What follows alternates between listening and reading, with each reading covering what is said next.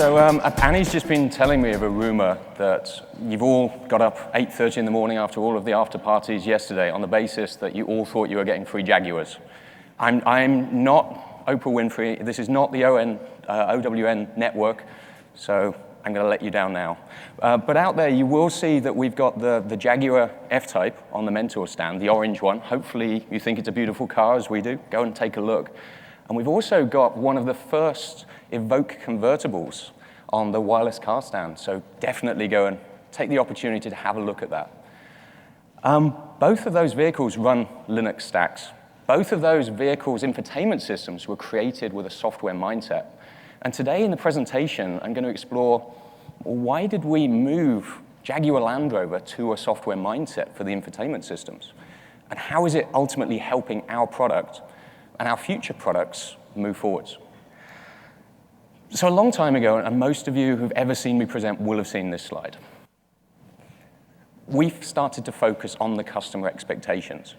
We moved away from just looking at the engineer saying, well, MOST is a cool technology, automotive Ethernet is a cool technology, this is the best operating system, and started focusing, rather than just pushing the technology into vehicles, with actually solving customers' problems, actually identifying the problems the future customers didn't even know they had, with an absolute focus on delivering the user experience that they desired in the car. And when we started to move towards that, it very quickly discovered that the customer expectations really aren't based on our Jaguar Land Rover competition. They're based on the smartphone. They're based on the tablet. They're based on the home entertainment experience, which kind of makes complete sense. But it also is based on regular additions, regular updates to that platform. Now, I can own this. My expectation is that if I download an app from the Apple App Store today onto my phone, if I go and get into my car 15 minutes later, I want that seamless integration. Now, sadly, the technology doesn't yet exist to enable me to do that, not with every app. But that's my expectation. And ultimately, we really believe that the only way we will get there is for the whole of the automotive industry to effectively accept this and push all of our suppliers, all of our internal teams, the Apples, the Googles, and the other big players in the world to say, well, actually, this is the undisputable customer expectation. How can we ultimately achieve this in cars of the future? And it doesn't matter if it's a Jaguar, Land Rover, a Ford, a GM. It doesn't matter what that car is. That customer expectation is exactly the same. And I got a big learning point probably 6 years ago. So Jaguar Land Rover, we have fantastic ownership in Tata. And I was talking to the Tata Motor Company in India, and they have this $3,000 Tata Nano. And I was talking to Tata Nano owners, and they have smart devices. And their expectations for a $3,000 embedded system in their Tata Nano are the same as a $200,000 Range Rover, because it's based on that smart device. How can we as an industry move towards meeting these customers' expectations? Well, some of it starts with understanding how fast it moves. Do you know the iPhone is not yet 10? Probably for 5 years, we've been discussing apps as an essential part of the automotive experience, and these connected features exactly the same way. iPhone launched 29th of June, 2007. Now, how many people in the room have a product roadmap that goes out to 2025? I know I do.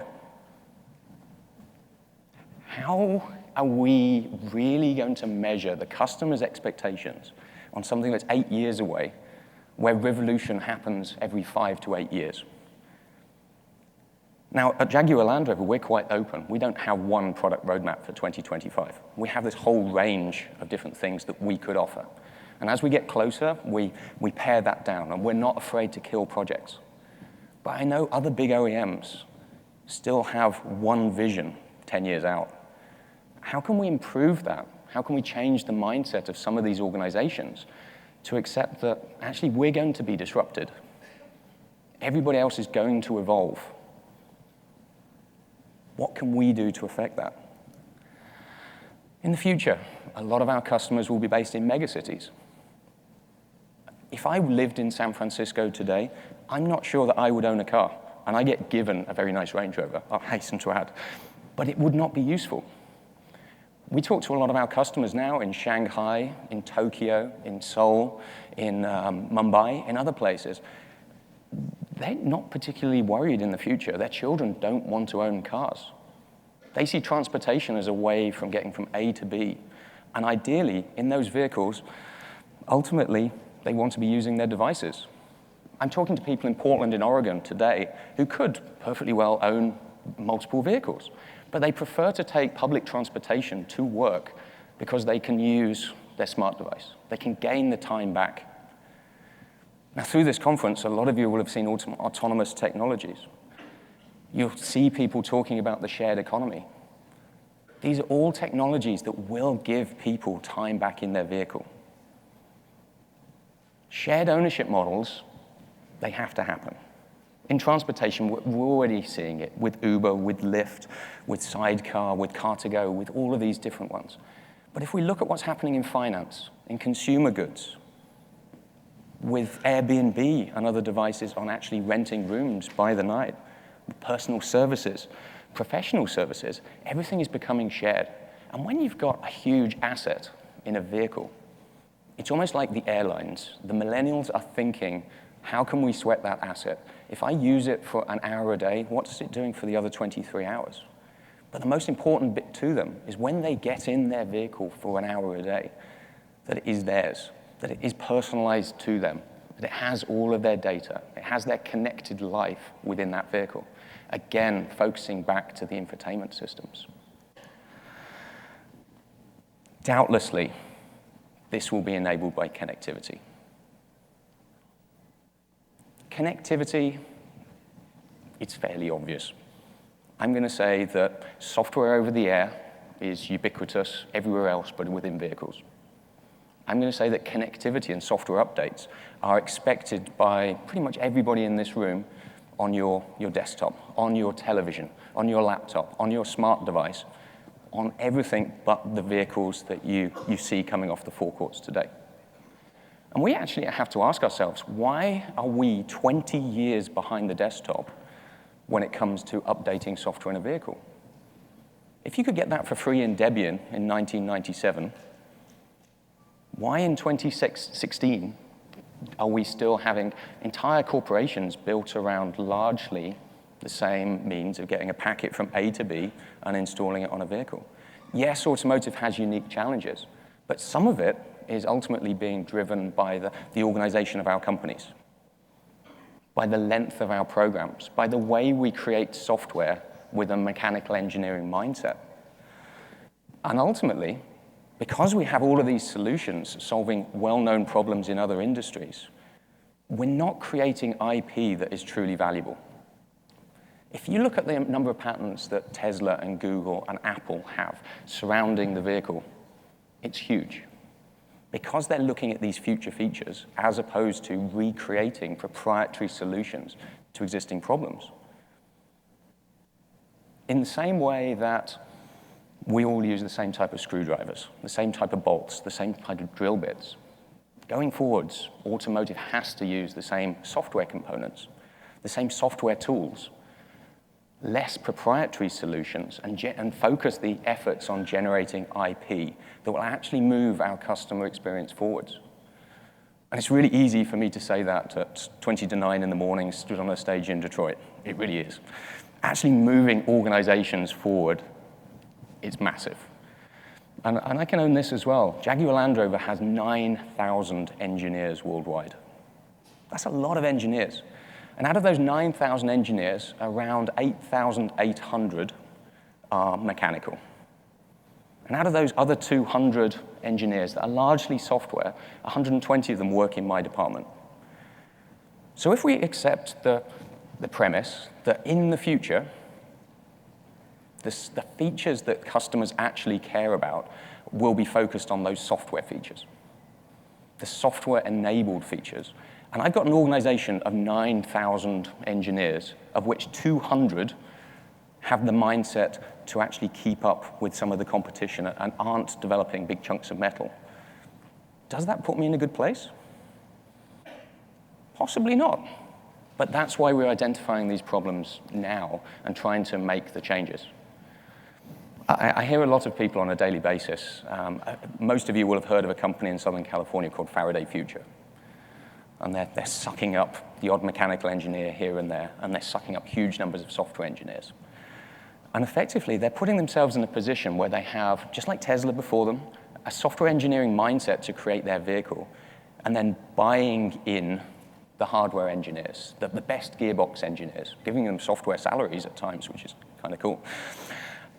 And what do you think it's easier to do? Do you think it's easier if you have a huge software organization to find the right mechanical skills?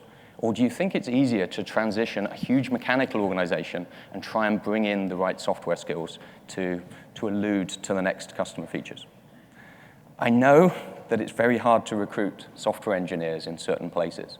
And that from a culture perspective, if you go and take Google engineers and bring them into a waterfall mindset, 5-year cycle, they don't really like that culture. But that's okay, because if we can identify it, what changes can we make within all of our organizations? Evolution will have to happen. It's essential that we adopt a software mindset, that we really understand the problem, that we ultimately create and iterate solutions, and then you evaluate the results, but not be afraid to kill ideas early.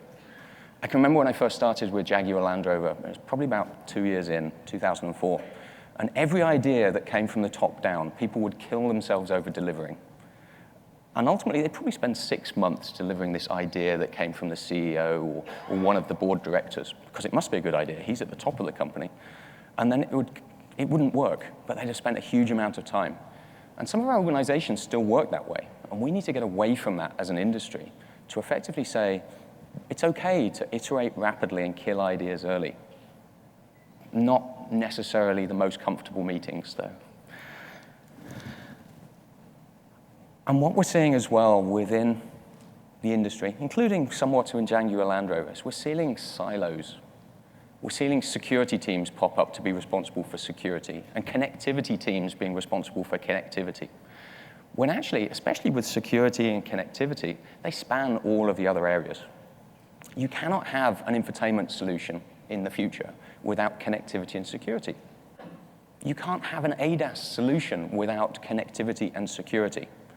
In reality, you can't have an ADAS system without information being provided to the customer through the infotainment system, and without an overall user experience that explains exactly what the car's doing at a point in time, and a means of telling the car where to go in the case of fully autonomous. So these areas are all massively overlapping. And it's the same with the sensor networks, and ultimately leading to device consolidation. At the moment, lots of companies have a clusters team that look after the clusters hardware, and a displays team that look after the displays, and an infotainment team that look after the infotainment features. But the sensors that you get from an ADAS system are equally as valid for the future apps that may stitch into an infotainment system. But those teams sometimes are geographically separate. They don't necessarily have the interpersonal relationships because this is the first time they've needed to work together. And what I'm seeing in a lot of organizations, and we're working very hard at Jaguar Land Rover to avoid this, is that when you grow the organization, when you recruit the ADAS team, when you recruit extra people for the clusters team or extra software engineers, you grow the organization by almost growing the gaps within teams. And it's very hard to avoid that because it's not an engineering problem. It's ultimately a change management problem. It's a HR problem. But having those disparate teams not understanding the overall user experience, because ultimately there's one driver, one set of passengers, leads to dissatisfied customers. So it's imperative we understand some of these issues and ultimately fix those. And some of this comes with collaboration. Collaboration has to be internal as well as working collaboratively with external partners. Understanding where the USPs are, where the value is in the product, what teams are responsible for what elements going forwards, and how you can get those teams working together. How you can truly get 24-hour-day working with different geographic sites across the globe, working with many partner companies. Again, largely on software when it comes to the infotainment system. To answer some of those questions, especially when it comes to collaboration. Jaguar Land Rover started a technology incubator, and it's actually great to see TU-Automotive in Detroit having a startup area. I encourage you to go and see all of those startups. But we recognize that not all of the ideas of the future are actually going to come from the big companies, either internally or in reality the tier ones or any of the people in the existing automotive ecosystem. And it's only by working with the small startups, some of which may have nothing to do with automotive, that you will be able to rapidly leverage that technology to set your product apart from other people's. When it comes from the future ADAS domain, the future of the infotainment, or in the entertainment systems as well. So we built a huge center in Portland, Oregon. We now have 92 Jaguar Land Rover staff, and we're recruiting rapidly.